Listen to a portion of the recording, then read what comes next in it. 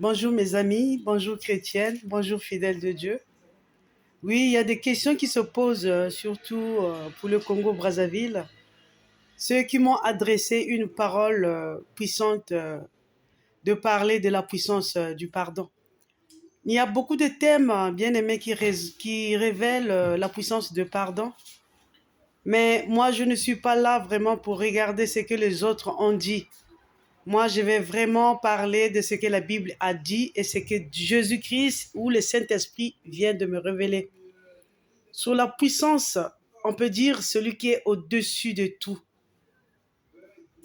La puissance de Dieu, la puissance de pardon. Bien-aimé, qu'est-ce que Éphésiens 4, le verset 32 nous dit?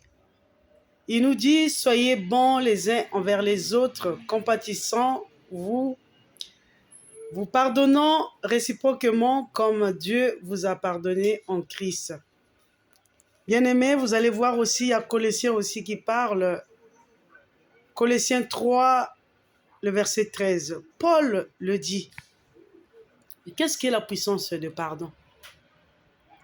Qu'est-ce qui est pardonner? Pardon. Moi, je crois que le mot pardon, c'est vraiment se mettre à la place de l'autre. Pardon, c'est vraiment mettre l'autre qui est l'homme au centre. Considérer l'intérêt de l'autre.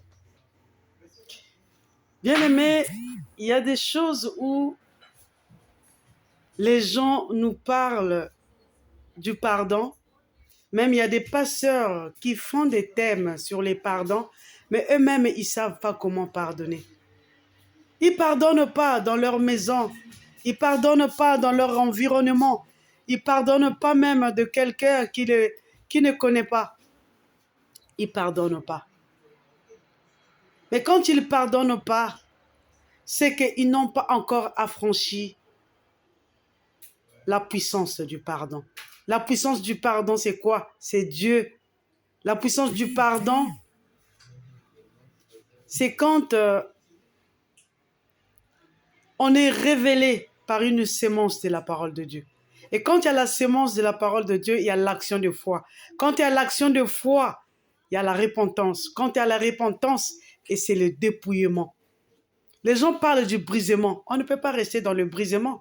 Quand on est dans le brisement, c'est que tu ne peux pas faire. Tu ne peux pas même te lever pour aller pardonner. Il faut que Dieu te dépouille. Il faut que tu sois revêtu du Saint-Esprit. Voilà la puissance du pardon. Et quand tu es revêtu de la puissance du Saint-Esprit, bien-aimé, moi, je vais toujours au fruit de l'Esprit. Dans le fruit de l'Esprit, si tu veux voir la puissance du pardon, va dans Galates 5, le verset 22. Je prends seulement l'humilité. La puissance du pardon t'amène à la gloire. La puissance du pardon brise toutes les chaînes. La puissance du pardon t'amène au-delà. La puissance du pardon te donne un nouveau regard, c'est-à-dire tu n'es plus dans les petites choses. Tu vas voir que les choses anciennes sont passées et voici ces choses sont devenues nouvelles. Quand on a la puissance du pardon, on ne va pas venir dire à l'église, dans toute l'église, Seigneur, pardonne-moi. Non. On va prendre l'exemple de David qui a dit, Seigneur, j'ai péché contre toi. J'ai péché seul à toi. Il y a des hommes qui ne savent pas pardonner. Pardonner, ils croient que venir donner de l'offrande, c'est pardonner. Ah, Dieu va me pardonner. Non, la puissance de pardon, quand tu vas vers l'autre, l'autre c'est Dieu, bien-aimé. Et quand tu vas dans l'humilité, reconstruire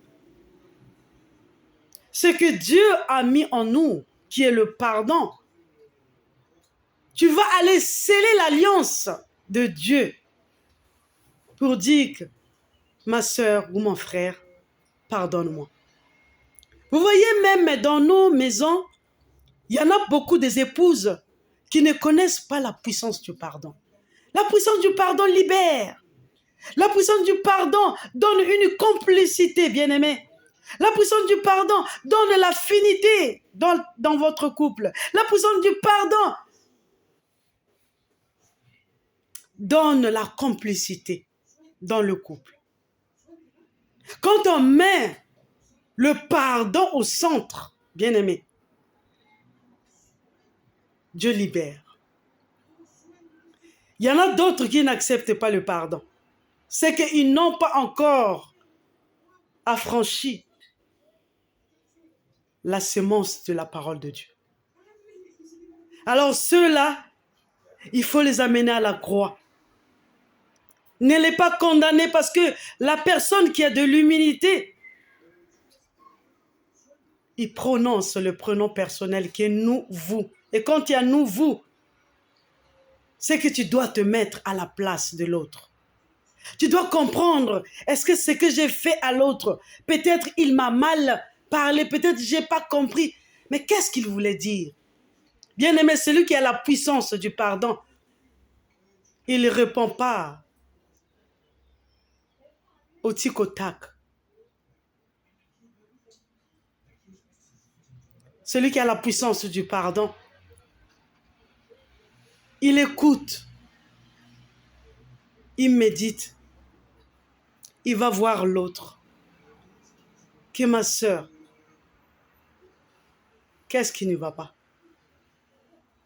J'ai entendu ça, mais les choses ont, il y a l'homme qui est là, et l'homme est là pour détruire. Et moi, je suis là pour construire. Bien-aimé, tu vas être libéré. Voilà pourquoi les gens qui n'arrivent pas à pardonner, vous allez voir, même nous allons amener des choses dans le naturel. Ils sont là qui aigris. C'est-à-dire la différence de l'humilité, c'est l'orgueil.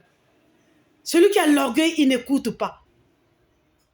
Il ne peut même pas aller voir l'autre.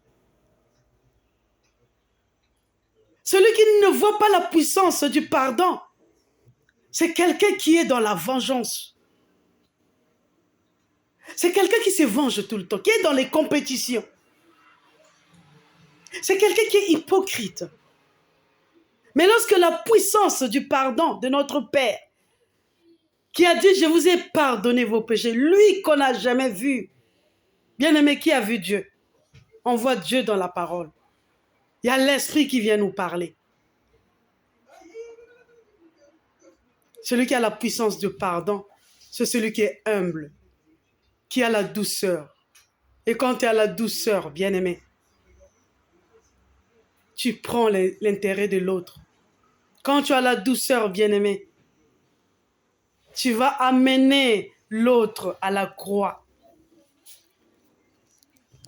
Celui qui a la puissance du pardon, il va effacer le passé. Le passé, ce n'est pas lui. Celui qui a la puissance du pardon, il voit le présent et le futur. Il ne voit pas le passé.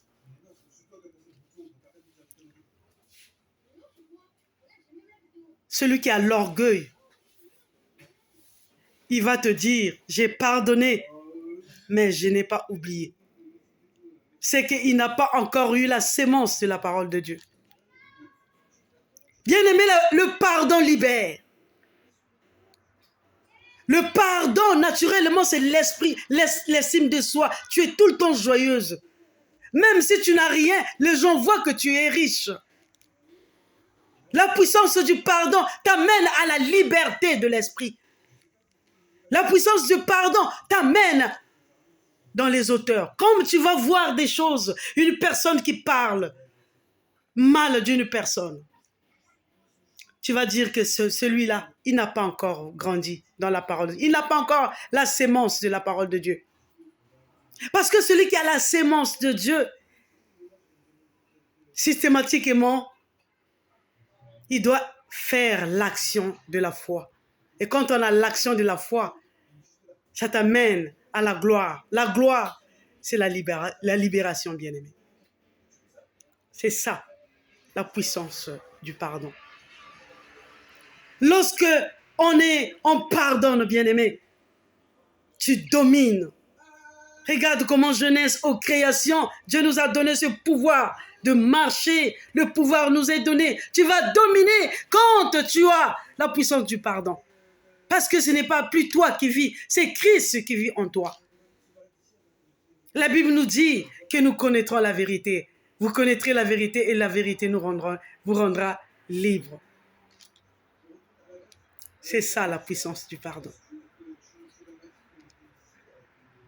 Même si dans ta famille, il y a des gens qui t'humilient, montre-les la douceur. C'est l'esprit, c'est le fruit de l'esprit. Et celui qui a le fruit de l'esprit, il a l'écoute. Celui-là qui a l'écoute, il a la maîtrise de soi. Moi, je suis revenu, pas à pas, je suis en train de revoir comment Paul a